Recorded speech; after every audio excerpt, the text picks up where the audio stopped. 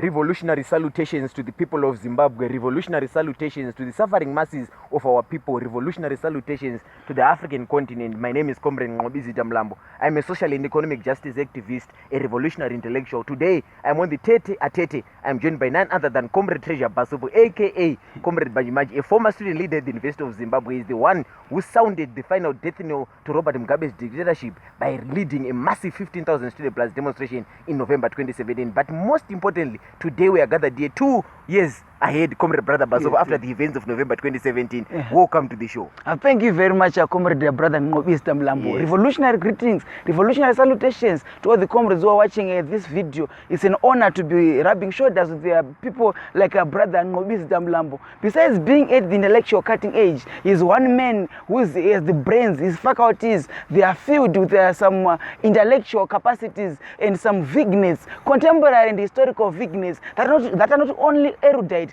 but also fascinating. So, Brother Mlambo, what are the issues arising? Thank you very much, Comrade Brother Basopo. Thank you very much for the warm introductory remarks. I'm actually flattered, I must confess. So Zimbabwe, Africa, today we are going to discuss various issues that are emanating in our motherland. We have started a year, 2019, as you would say, 29. We are now 29 days into a new year, 2019. But as an old adage says, the more things change, the more they remain the same. We removed an 8 and replaced it with a 9.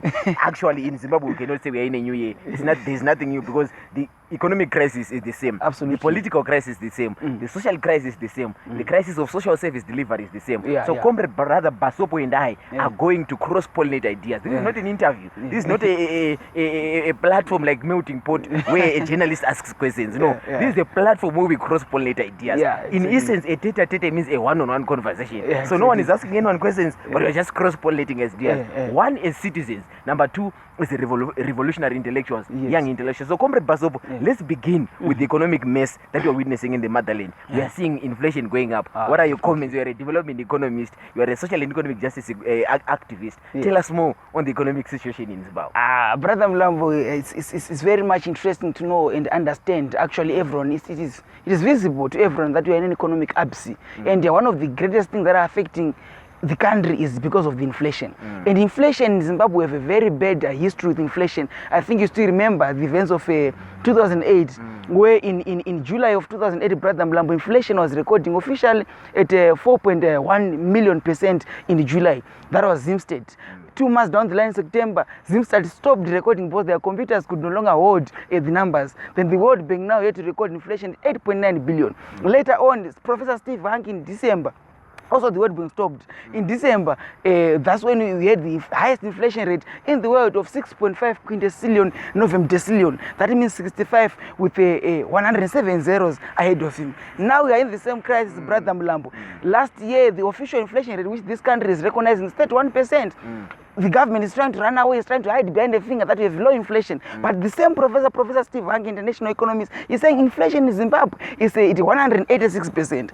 This was before the war President Emerson Mnangagwa went on TV to announce a percentage, 250% increase in terms of the price of fuel. So right now, as I'm speaking, Brother Mlambo, inflation is likely going to skyrocket because right now, as you see, workers are busy demanding higher salaries. So it's going to result in what we call a wage spiral increase because workers, they demand more and the prices, they continuously rise. So hyperinflation is also most likely going to come. So this is where you are saying we are witnessing a repetition of the 2008 hyperinflation period. I wanted to say, Brother Basopo, that the SABC, an internationally recognized media outlet, reported, quoting various sources, that Zimbabwe's inflation is at a staggering 290%. So I do agree with you that we are in the age of hyperinflation. Actually, as of today, milli meal is scarce in the supermarkets. And where it is available, I think 5 kgs of milli meal is going for $10 to $15. Wow. That means there's a serious crisis in this country. So it's an indictment on the fast track land reform program that a 5 kilogram bag of milli meal is now going for $15. But Brother Basopo, the economic crisis is equally linked to the political crisis. We have seen events that are terrible in the motherland. We have seen the loss of lives of ordinary civilians. But we've also witnessed, after you mentioned that the president hiked spiked fuel prices and jetted off in a privately hired jet to a country called Russia. And let alone he was in what Nick Mangwana calls a diplomatic and economic offensive in the Eastern European bloc, former Soviet states like little known Belarus, Azerbaijan, and other countries. But most worryingly, after the president's proclamation or announcing or increasing the fuel in this country, that led to massive food shortages, massive price hikes in terms of basic commodities. So we saw commuter omnibuses increasing their fares from a place that used to cost 75 cents was costing $3. That is before, and that is after. Then they had to firefight and introduce Zupco buses. We do not know how the tender process, how transparent was the procurement and tender process as to who was given the tenders to supply the transport services, which I would like you to comment as well. But the civil unrest we witness in places like Epwet, in places like Mapuku, in places like Ngulumani, in places like Pumula South, are a reflection, are a sign of the clear deterioration of the political. What Dr. Pezisai Rohanya, a respected academic, calls the decomposition of the political. What Dr. Jabusile Shumba in his right faculties as an academic calls the perpetual and perennial decline of the securocratic state, of the militarized state. So Brother Basopo, your comments are key on the political, the economic, the social, I want to go back, Brother Mlambo, when we're talking of the president who is busy marauding, moving around the world, globe-trotting, becoming a modern day Christopher a pleasure seeker. Yes. In the person of a president. But at the same time, we have a whole finance minister, Professor Mnangagwa, lying to the people that you are having austerity for prosperity, lying that you are having austerity measures.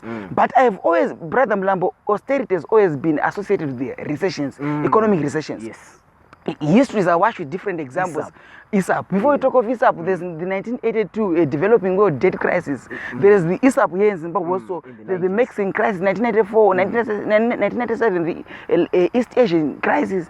There are so many crises, including the 2002 Argentinian crisis, which is due to ISAP. And all these, they were due to austerity, which was prescribed by the Washington Consensus. So these are prescriptions that we just want to consume without contextualizing and putting them into the Zimbabwean context. And we just taking it as it is. I was listening to his interviews, that 3 interviews that he did in Davos. It's pathetic. That man lies. Is a lie. He was also busy defending the issue of internet shutdown. A person who is well celebrated to be an academic in Oxford, is celebrating the absence of internet in the 21st century. It's no longer the 21st century, but no, we now call it the technological age. Exactly. A cutting age, the age of 3D printing, 5D printing, and you shut the internet, violating number 1, constitutionally guaranteed rights to access to information, constitutionally guaranteed rights to receiving information, to disseminating information. So we have seen the state further decomposing into a fascist state. Absolutely. So it is worrying that members of the securocrats, the securocratic apparatus of the country are violating human rights, as recorded by Sky News, as recorded by ETV, as recorded by ordinary civilians using their own cell phones, as recorded by eyewitness accounts as to victims of state torture, victims of state-sponsored violence, wantonly torture beating on ordinary people, which we say is wrong. If we are to open Zimbabwe to the international community, which the present government is saying wants to do, how come that it's shooting itself in the foot? How do you brazenly violate human rights, basic human rights like the right to life, like the right to demonstrate and petition a government, vis-a-vis your desire to rejoin the Commonwealth? But the Commonwealth is founded on values, values of respect, values of tolerance, values of solidarity, values of justice, values of decent work, values of a shared economic system, a shared political system. So it's worrying that the Zimbabwean state that is presently being led by the ZANU-PF government is actually not walking the talk of reform. Is actually not walking the talk of genuinely transforming not only the state but the material conditions of the suffering masses of our people. And I would like you, Brother Basopo, to add more comments. Because the people of Zimbabwe were waiting for this state. It is actually a serious contradiction between the rhetoric of the state and the lived realities. I was reading a paper which was written by Dr. Kanyenze and Lela in 2011. They quoted a scholars Remy and Remy, 1995, who made a research and noticed that there is a positive relationship and a significant relationship between international investment, brother Mlambo, and macroeconomic instability. In this country, there is serious macroeconomic instability arising from politics of this nation. I think if you read the book, the one that I was reading called Why Nations Fail. Why Nations Fail. Yes. He was talking, I think on page 43, he was talking of the nexus between the political institutions and economic institutions, saying why other countries prosper and other countries are in poverty, even when they are within the same region, even they are sharing. So it is because the politics of this country is seriously affecting our economics. There are serious values which are being abrogated, including the values to justice, including constitutionalism, the rule of law.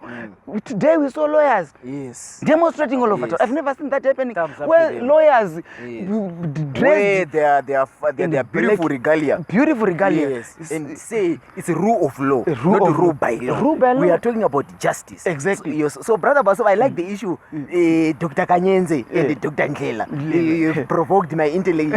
You've stimulated my intellectual oomph and ooze. Brother Basopo, we are talking about the weak institutions trip. That's what they write about. That exactly. African countries and Zimbabwe in particular suffers from a crisis of weak institutions. So in one scenario, you have got Chapter 17 institutions prescribed by the Constitution, but they are prescribed in the paper on paper by the Constitution, but the political will to make sure that this institution, Chapter 17 institution function is absent. Absolutely. Hence we witness the trashing of the Zimbabwe Human Rights Commission report on the brutality of state security agents by George Charamba, for example, the intellectuals who are hired by the regime to defend the indefensible. We see a brazen attack on institutions like the Zimbabwe Anti-Corruption Commission, which are weak and toothless. Absolutely. Institutions that are supposed to save the majority of our people. Because if we are to prosper, brother Basopo, we need strong institutions. Absolutely. But strong institutions that are democratically governed. It also includes our state parastatals. We were talking about the rationalizing and reforming state parastatals in a way that is sensible, number one, to job security, but number two, to the developmental aspirations of Zimbabwe, as espoused in the Transitional Stabilization Program, which they are calling TSP, as espoused in Vision 2030. It will remain a vision. Whilst you are still there, the TSP, the Transitional Stabilization Program, was actually aiming inflation, actually not inflation, but economic growth of this year to be 9%. Wow. This Mutulungube revised it from 9% to 3.1%. Acknowledging that we are in a serious crisis. So this but it goes to Davos and denies that we are in a crisis. You see, so those are the contradictions. So these are serious contradictions. Every economic indicator that is in Zimbabwe, everything in Zimbabwe is in deficit. Current account deficit, trade deficit, trust deficit, legitimacy deficit, you know what I mean? Institutions deficit. Exactly. Black market has resurfaced. Products are very expensive in the shops, and these guys, they've since what you call it right now, I was reading, they are saying that there are now two RTGS transactions. The one is in US dollars, the one is in bond. But at the same time, we are saying that the bond note and the exchange rate is the same. So this is a clear side of economic illiteracy. But the irony is he's a professor of economics. He taught at Oxford. He was a chief or economist at the African Development Bank. He's a fake professor. But he failed as a banker because his bank Babakin in 2004 failed. So I guess that we failed to see it. That was a cue. His failure of a bank shows that the man is not gifted as we thought. But brother Basopo, let's talk about the alternative before we conclude the tete-a-tete. What should be the solution to address the crisis? Some are talking about national dialogue. Some are talking about the government of national unity. Some are talking about a national transitional authority. People like Dr. Ibo Mandaza, Tony Rila, Brian Kagoro, etc. As revolutionary intellectuals, surely this is a pertinent issue. What should be the solution to address the crisis? The panacea to the current Zimbabwean economic quagmire, brother Mlambo, and the political. The political, and of course in the religious and the social. The first thing is actually dialogue, like you're saying. We need a regrouping of the Zimbabwean people from different facets. Be they the students, be they the ZCTU, that is the workers, the church, the civil society.